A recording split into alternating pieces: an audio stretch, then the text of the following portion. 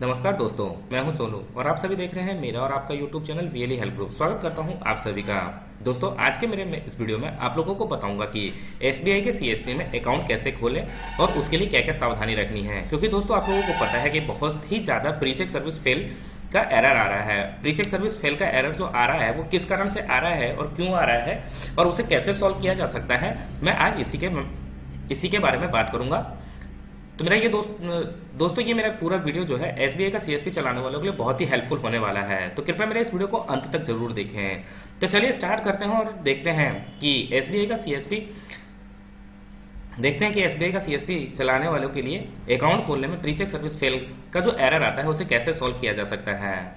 तो स्टार्ट करते हैं वीडियो को स्टार्ट करने से पहले हर बार की तरह इस बार भी आप सभी से गुजारिश है कि जिन्होंने मेरे चैनल को सब्सक्राइब नहीं किया, कृपया मेरे चैनल को सब्सक्राइब कर लें और साथ ही साथ बेल आइकन को प्रेस कर लें ताकि मेरे नए वीडियो का नोटिफिकेशन आपको सबसे पहले मिल जाए। और जिन्होंने सब्सक्राइब कर लिया दोस्तों, उनका बहुत बहुत शुक्रिया। तो चलिए स्टार्ट करते हैं और देखते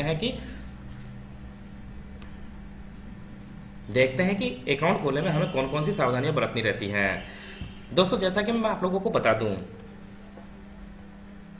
सबसे पहले दोस्तों जो प्री चेक सर्विस फेल आता है वो दोस्तों किस कारण से आता है। सबसे पहला तो दोस्तों आप या तो कस्टमर क्रिएशन से खोलें या फिर ई-केवाईसी से खोलें। किसी से भी खोलें दोस्तों, उससे कोई दिक्कत नहीं होती है।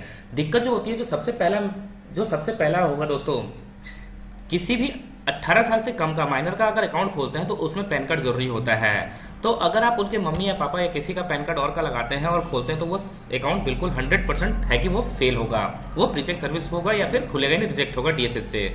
दोस्तों, अब ऐसा हो चुका है, अब ऐसा नया अपडेट आ रहा है निकल करके कि आप 18 साल से कम के बच्चों का बिना पैन कार्ड के अकाउंट खोल सकते हैं। बिना पैन कार्ड के अकाउंट खोल सकते हैं। कैसे खोल सकते हैं मैं उसका पूरा वीडियो आप लोगों को बनाऊंगा। नेक्स्ट वीडियो में मैं पूरा बताऊंगा कि कैसे खोलना है।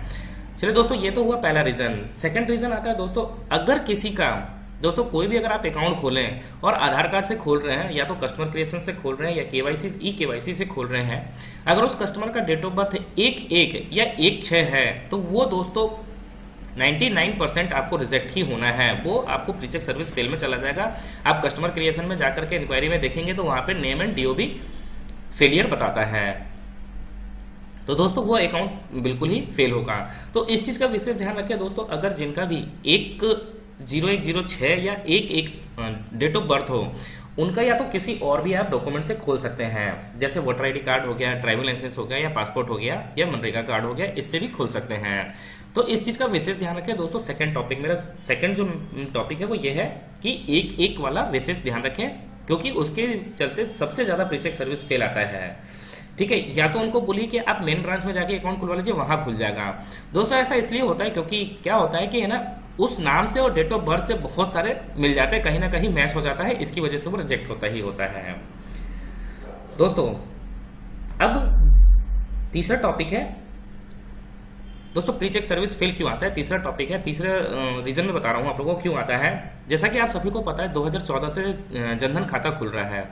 कस्टमर क्या होता है दोस्तों, कहीं और जाकर के कस्टमर अकाउंट खुलवा लेता है एसबीआई बैंक में या सीएसपी में, और उसे पता नहीं रहता है कि मेरा अकाउंट नंबर क्या है, या उसे ये पता नहीं रहता है कि मेरा अकाउंट खुला भी है या नहीं है, और वो भूल जाता है। भूलने के बाद फिर आपके पास आता है और खुलवाता है अकाउंट। अगर खुलवाता है और प्री चेक सर्विस फेल आता है, मतलब उसका डेट ऑफ बर्थ भी सही है और सब कुछ सही है, फिर भी आपके पास प्री चेक सर्विस फेल आता है, इसका मतलब कहीं ना कहीं उसका पहले अकाउंट खुला हुआ है। अगर पहले अकाउंट खुला हुआ है या तो एसबीआई के मेन ब्रांच में होगा या फिर कहीं ना कहीं सीएसपी में होगा, तो इसलिए प्री चेक सर्विस फेल आता है। दोस्तों, ऐसे में आप क्या करें कि उनका आधार कार्ड लेकर के एसबीआई ब्रांच में पता कर लें कि उनका अकाउंट खुला है या नहीं खुला है, या फिर दोस्तों किसी और डॉक्यूमेंट से खोल करके आप चेक कर सकते हैं। अगर खुलता है तो ठीक है, नहीं तो फिर उनका नहीं खोलिएगा। चलिए चौथा रीजन क्या है अकाउंट प्री चेक होने का या फेल होने का। वो चौथा ये है दोस्तों, पहले होता था जब भी आप कस्टमर क्रिएशन से अकाउंट खोलते थे तो उसमें क्या करते थे कि फोटो को स्कैन करते थे और स्कैन करके अपलोड करते थे। तो दोस्तों अब ऐसा नहीं चलेगा। अब फोटो को स्कैन करके आप लोगों को नहीं लगाना है, फोटो को स्कैन नहीं करना, वेब कैमरा लगाना है और लाइव फोटो उसी समय का फोटो खींच करके वहां पे लगाना है। दोस्तों, ये भी एक छोटा सा मैटर है जो फॉर्म रिजेक्ट होने का रीजन है, तो इस चीज का विशेष ध्यान रखें दोस्तों। वेब कैमरा लगाइए, वेब कैमरा से लाइव फोटो खींचिए और उसको कस्टमर क्रिएशन में जब फोटो अपन ऐड करते हैं तो वहां पे किए, क्योंकि ई-केवाईसी जब करते हैं तो फोटो तो है ऑटोमेटिक आता है, फोटो जो है आपका ऑटोमेटिक आ जाता है, लेकिन कस्टमर क्रिएशन से जब भी अकाउंट खोलेंगे तो वेब कैमरा लगाइए, उससे फोटो खींचिए और उसके थ्रू फिर वहां पे उस फोटो को, उसी फोटो को लगाइए। ठीक है दोस्तों, अब चलते हैं हमारे नेक्स्ट टॉपिक पे। नेक्स्ट टॉपिक जो है दोस्तों, कई बार क्या होता है कि अगर आप अकाउंट खोलते हैं, आपने अकाउंट बिल्कुल सही से खोल दिया, लेकिन कस्टमर ने क्या गलती की है। कस्टमर की जो गलती है वो बता देता हूं मैं आप लोगों को। जो साइन किया वो कैपिटल लेटर में कर दिया, जो पूरा नाम लिखना था वो कैपिटल लेटर में कर दिया, तो दोस्तों वो अकाउंट बिल्कुल ही रिजेक्ट होने ही वाला है, आप ये मान के चलिए। दोस्तों कभी भी साइन जो है वो फर्स्ट लेटर कैपिटल बाकी स्मॉल, या जो भी मतलब है वो वैसे करना चाहिए। कैपिटल लेटर में कभी साइन नहीं करना चाहिए। कैपिटल लेटर में किया हुआ साइन रिजेक्ट होता ही होता है। तो चलिए दोस्तों, ये भी आप लोगों को समझ में आ गया होगा। नेक्स्ट टॉपिक पे चलते हैं दोस्तों।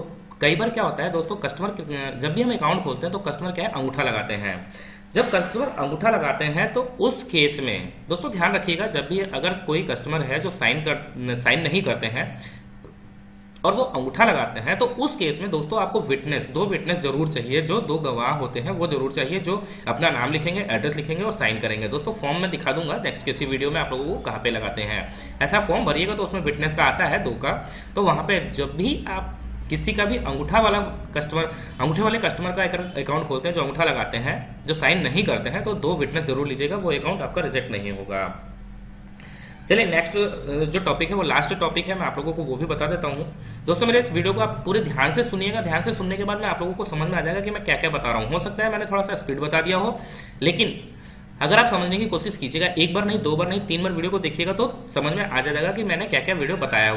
तो आप लोग मेरे इस वीडियो को थोड़ा सा ध्यान से सुनिएगा, आप लोगों को सारी चीजें समझ में आ जाएगी जो मैंने टॉपिक बताए हैं। दोस्तों एक लास्ट जो टॉपिक होता है वो होता है सपोज नेम। जब भी आप सपोज नेम लिखते हैं, जब भी किसी का अकाउंट खोलते हैं, उसमें सपोज नेम दिया होता है। अगर आप लेडीज का अकाउंट खोल रहे हैं और वो अगर शादीशुदा है तो सपोज नेम में उनके हस्बैंड का नाम आएगा। अगर वो लेडीज शादीशुदा नहीं है, लड़की है, तो सपोज नेम में फादर का नाम भी आप डाल सकते हैं। ठीक है दोस्तों, उसी तरह जब आप किसी जेंट्स का खोलते हैं और अगर शादीशुदा है तो सपोज नेम में उसकी वाइफ का नाम आएगा। अगर शादीशुदा नहीं है, लड़का है, तो उस केस में उसके फादर का नाम वहां पे लिख सकते हैं सपोज नेम में। दोस्तों अगर ऐसा करने से आपका अकाउंट बिल्कुल रिजेक्ट नहीं होगा, पूरी तरह खुलेगा। दोस्तों ये कुछ चीजें हैं, कुछ टॉपिक हैं जिसे हमें अकाउंट खोलते समय पूरी तरह ध्यान रखना पड़ता है। अगर इस चीज का पूरा ध्यान रखेंगे तो आपका अकाउंट प्रीचेक सर्विस फेल नहीं होगा। तो दोस्तों ये कुछ जरूरी बातें थी जो मैंने सोचा आप लोगों को बता दूं, इस चीज का विशेष ध्यान रखें। तो चलिए दोस्तों, मिलते हैं अगले वीडियो में कुछ नए अंदाज के साथ। जय हिंद, जय भारत।